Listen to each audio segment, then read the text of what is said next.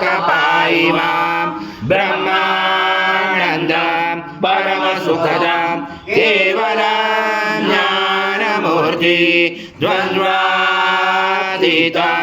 गगनसदृशं तत्त्वमस्यादिलक्ष्यम् एकं नित्यं विमलाचलं सर्वगी साक्षिभूतं भावातीतं त्रिगुणरहितं सद्गुरुं तं नमामि गुरुर्ब्रह्मा गुरुर्विष्णु गुरुर्देवो महेश्वरः गुरुर्साक्षात् परब्रह्म तस्मै श्री गुरवे नमः।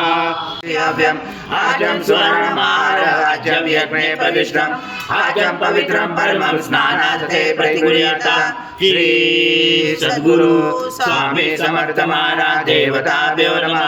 घृतस्नानं समर्पयामि घृतस्नानान्तरेण शुद्धोदकस्नानं समर्पयामि सकलपूजार्थे सर्व उपचारार्थे गन्धपुष्पं समर्पयामि शेषोपचारार्थे प्रार्थना पूर्वक नमस्कारं करोमि।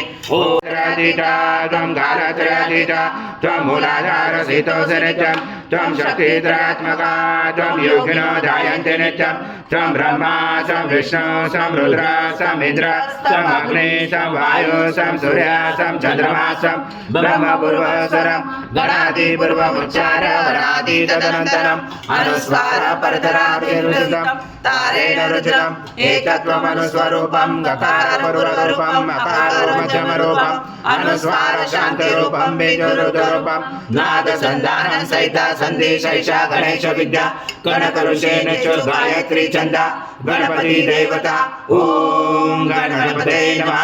एकदन्ताय विद्महे वक्रतुण्डाय धीमहि तन्नो दन्ति प्रचोदयात्। ॐ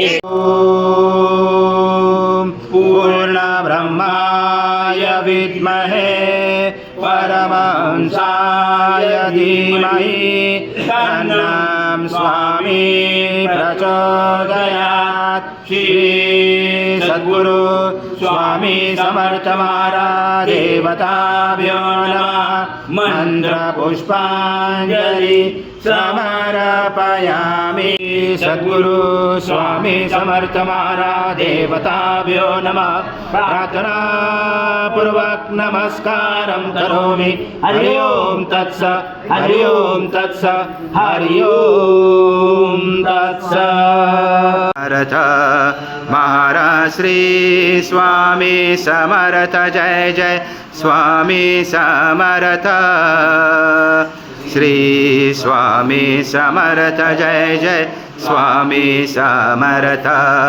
महाराज श्री स्वामी समर्थ जय जय स्वामी समर्थ श्री स्वामी समर्थ जय जय स्वामी समर्थ। महाराज श्री स्वामी समर्थ जय जय स्वामी समर्थ।